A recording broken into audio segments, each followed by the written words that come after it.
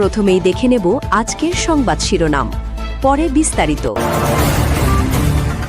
ভবানীপুরে মমতার লক্ষ্য এবার রেকর্ড জয়। বিজেপিকে রুখতে নামানো হল স্পেশাল ফোর্স, বড় দায়িত্বে জাভেদ খান। ভোটের মুখে বাংলায় ভোটার তালিকায় বিশাল তোলপাড়।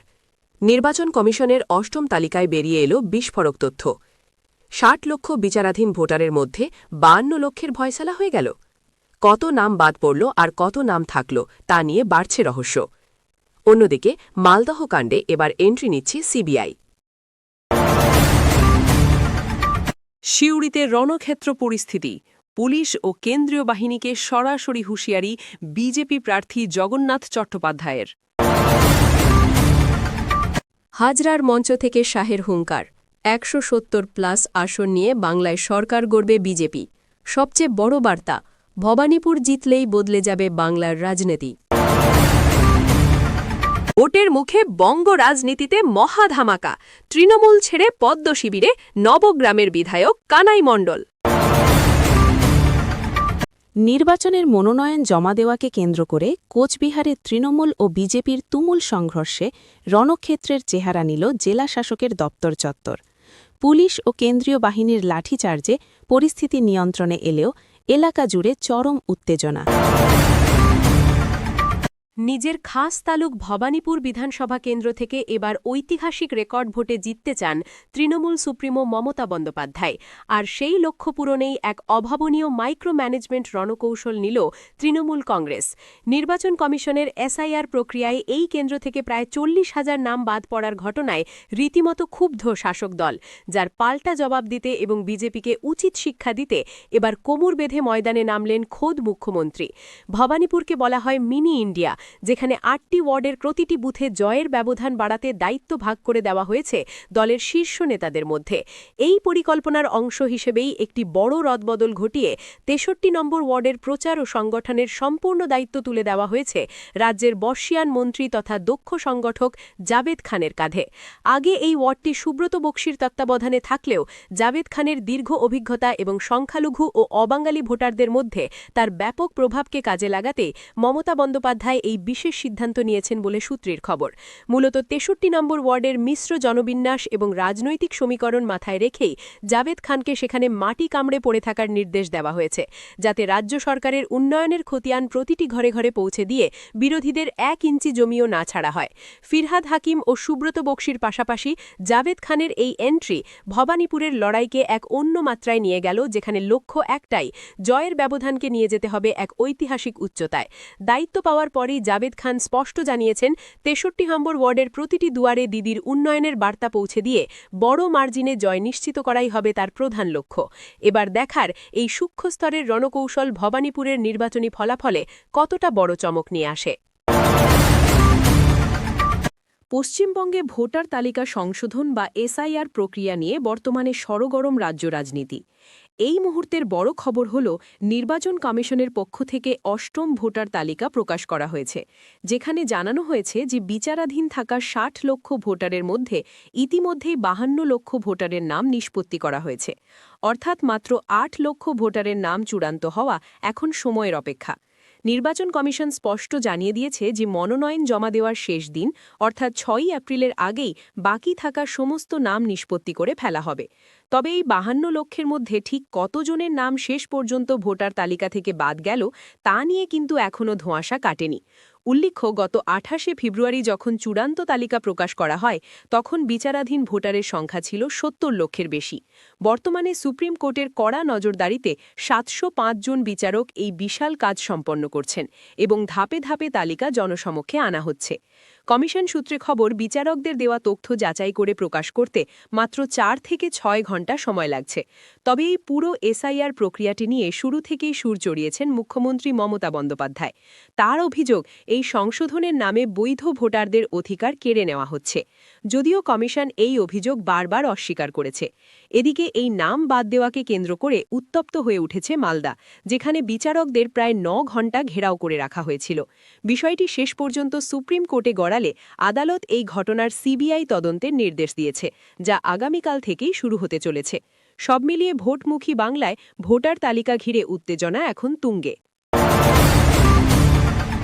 বীরভূমের সিউড়িতে ভোট উত্তাপের মাঝেই রণক্ষেত্র পরিস্থিতি, যেখানে পুলিশ ও কেন্দ্রীয় বাহিনীকে আঙুল উঁচিয়ে সরাসরি হুঁশিয়ারি দিলেন সিউড়ি বিধানসভার বিজেপি প্রার্থী জগন্নাথ চট্টোপাধ্যায়। ঘটনার সূত্রপাত ১৬ নম্বর ওয়ার্ডের রবীন্দ্রপল্লীতে, যেখানে ১৬৮ নম্বর বুথের বিজেপি সভাপতি উপেন দাসের বাড়িতে বুধবার সকালে হাজির হয় পুলিশ ও কেন্দ্রীয় বাহিনীর একটি দল।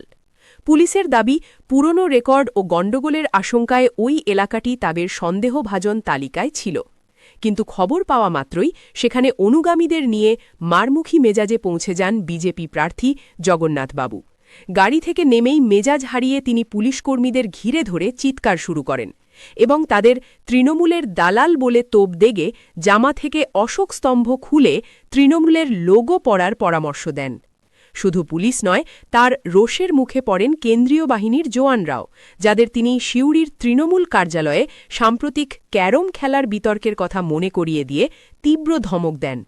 প্রকাশ্যেই তিনি হুঁশিয়ারি দিয়ে বলেন যে ক্যারম খেলার ঘটনায় ইতিমধ্যেই ৩ জনকে সরানো হয়েছে এবং প্রয়োজন হলে বাকিদেরও সরিয়ে দেবেন। যদিও যার জন্যই লড়াই, সেই বুথ সভাপতি উপেন দাস নিজেই জানিয়েছেন যে জওয়ানরা তাকে কিছুই বলেননি, যা বলার পুলিশই বলেছে। এই ঘটনাকে কেন্দ্র করে বীরভূমের রাজনৈতিক মহলে ব্যাপক চাঞ্চল্য ছড়িয়েছে এবং তৃণমূলের পক্ষ থেকে মলয় মুখোপাধ্যায় পাল্টা কটাক্ষ করে জানিয়েছেন যে বিজেপি নেতারা কেন্দ্রীয় বাহিনীকে নিজেদের ব্যক্তিগত সম্পত্তি ভেবে নিয়েছেন বলেই আজ এমন ঔদ্ধত্য দেখাচ্ছেন। কলকাতায় শুভেন্দু অধিকারীর মনোনয়নপত্র জমা দেওয়াকে কেন্দ্র করে রাজনৈতিক মহলের তুমুল শোরগোল পড়ে গিয়েছে, যেখানে খোদ কেন্দ্রীয় স্বরাষ্ট্রমন্ত্রী অমিত শাহ উপস্থিত থেকে সরাসরি মমতা বন্দ্যোপাধ্যায়কে চ্যালেঞ্জ ছুড়ে দিলেন। এদিন হাজরার সভামঞ্চে মা কালীর ছবি উপহার দিয়ে অমিত শাহকে স্বাগত জানান শুভেন্দু অধিকারী, আর সেই মঞ্চ থেকেই শাহ ঘোষণা করেন যে তিনি বিশেষ করে শুভেন্দুর জন্যই কলকাতায় এসেছেন।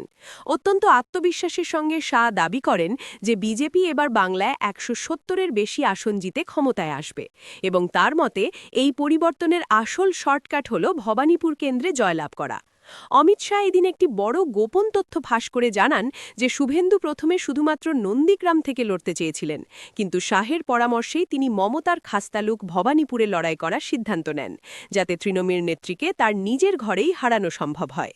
শুভেন্দুর হয়ে ভোট চেয়ে শাহ বলেন, বাংলার মানুষ এখন তৃণমূলকে টাটা বাইগাই বলছে এবং রাজ্যের সার্বিক মুক্তির জন্য ভবানীপুর থেকে শুভেন্দুকে বিপুল ভোটে জেতানো জরুরি। ইতিমধ্যেই শুভেন্দুর আইনজীবী দল মনোনয়ন দাখিলের জন্য ১০,০০০ টাকার চালান জমা দিয়েছেন এবং এটা স্পষ্ট হয়ে গিয়েছে যে এবার ভবানীপুর ও নন্দীগ্রাম উভয় কেন্দ্র থেকেই লড়বেন শুভেন্দু অধিকারী। সব মিলিয়ে ভবানীপুরকে কেন্দ্র করে বিজেপির এই আগ্রাসী রণকৌশল এবং শাহের দেওয়া ১৭০ আসনের লক্ষ্যমাত্রা বাংলার নির্বাচনী লড়াইকে এক নতুন উচ্চতায় নিয়ে গেল। পশ্চিমবঙ্গের রাজনীতিতে ফের একবার বড়সড় ধামাকা। এবার নবগ্রাম বিধানসভা কেন্দ্রের বিদায়ী বিধায়ক কানাই মণ্ডল ঘাসফুল শিবির ছেড়ে পদ্ম শিবিরে নাম লিখিয়ে চমকে দিলেন গোটা রাজ্যকে। দীর্ঘদিন তৃণমূল কংগ্রেসের সঙ্গে যুক্ত থাকার পর ভোটের মুখে তাঁর এই দলবদল জেলার রাজনৈতিক সমীকরণ এক লহমায় বদলে দিয়েছে। সূত্রের খবর, গত বেশ কিছুদিন ধরেই তৃণমূলের অন্দরে কানাই মণ্ডলের সঙ্গে দলের নেতৃত্বের দূরত্ব তৈরি হয়েছিল। দলের অভ্যন্তরীণ কাজ নিয়ে তার মধ্যে ক্ষোভ ও একাধিক বিষয়ে চরম মতবিরোধ দেখা দেয়। নবগ্রামের মতো গুরুত্বপূর্ণ কেন্দ্রের বিধায়ক এবং সেখানে তার মজবুত সংগঠন থাকার দরুন কানাই মণ্ডলের এই সিদ্ধান্ত তৃণমূলের জন্য এক বিশাল ধাক্কা বলে মনে করছেন রাজনৈতিক বিশ্লেষকরা। আজ গেরুয়া পতাকা হাতে নিয়ে কানাইবাবু স্পষ্ট জানান, রাজ্যের সঠিক উন্নয়ন এবং মানুষের জন্য কাজ করার তাগিদেই তিনি বিজেপিতে যোগ দিয়েছেন। তার দাবি, তৃণমূল কংগ্রেসে থেকে তিনি নিজের মত প্রকাশের স্বাধীনতা পাচ্ছিলেন না এবং দম বন্ধ করা পরিবেশে কাজ করা তার পক্ষে অসম্ভব হয়ে উঠেছিল। নিজের পরিকল্পনা এবং সাধারণ মানুষের স্বার্থে কাজ করতেই তিনি বিজেপির এই নতুন রাজনৈতিক মঞ্চকে বেছে নিয়েছেন বলে জানিয়েছেন। এখন দেখার, কানাই মণ্ডলের এই দলবদল নবগ্রামের নির্বাচনী লড়াইয়ে বিজেপিকে কতটা অক্সিজেন যোগায়। কোচবিহারে বিধানসভা নির্বাচনের মনোনয়ন জমা দেওয়াকে কেন্দ্র করে তুলকালাম কাণ্ড। বৃহস্পতিবার দুপুরে জেলাশাসকের দপ্তরের সামনে যুযুধান দুই পক্ষ তৃণমূল ও বিজেপির সংঘর্ষে রীতিমতো রণক্ষেত্রের চেহারা নিল গোটা এলাকা। এদিন বাম প্রার্থী প্রণয় কার্জি নির্বিঘ্নে মনোনয়ন জমা দিয়ে বেরোনোর পরেই শুরু হয় আসল উত্তেজনা। একদিকে ছিলেন কোচবিহার উত্তরের বিজেপি প্রার্থী সুকুমার রায় ও দক্ষিণের রথীন্দ্রনাথ বোস, আর অন্যদিকে ছিলেন তৃণমূলের অভিজিৎ দে ভৌমিক। প্রশাসনের পক্ষ থেকে ঝুটঝামেলা এড়াতে দুই দলের জন্য আলাদা আলাদা রাস্তা নির্দিষ্ট করে দেওয়া হলেও অভিযোগ উঠেছে যে তৃণমূল প্রার্থী সেই রুট না মেনে সরাসরি বিজেপির জমায়েতের মাঝখান দিয়ে যাওয়ার চেষ্টা করেন। এর ফলে স্ফুলিঙ্গের মতো জ্বলে ওঠে উত্তেজনা। বিজেপি কর্মীরা পথ আটকে দিলে শুরু হয় দুপক্ষের তুমুল হাতাহাতি ও ধস্তাধস্তি। মুহূর্তের মধ্যে পরিস্থিতি নিয়ন্ত্রণের বাইরে চলে যায়। ভয়ে বন্ধ হয়ে যায় এলাকার দোকানপাট ও ব্যাংক। পরিস্থিতি এতটাই চরমে পৌঁছায় যে শেষ পর্যন্ত বিশাল পুলিশ বাহিনী ও কেন্দ্রীয় বাহিনীকে লাঠি উঁচিয়ে আসরে নামতে হয়। বিজেপি নেতৃত্বের অভিযোগ, প্রশাসনের তৈরি করা রুটম্যাপ থাকা সত্ত্বেও পুলিশ কেন তৃণমূলের মিছিলকে তাদের দিকে আসতে দিল। শাসক দলের দাপটে সাধারণ মানুষের মধ্যে তীব্র আতঙ্ক ছড়িয়ে পড়ে। বর্তমানে গোটা এলাকা পুলিশ ও কেন্দ্রীয় বাহিনীর কড়া পাহারায় মুড়ে ফেলা হয়েছে।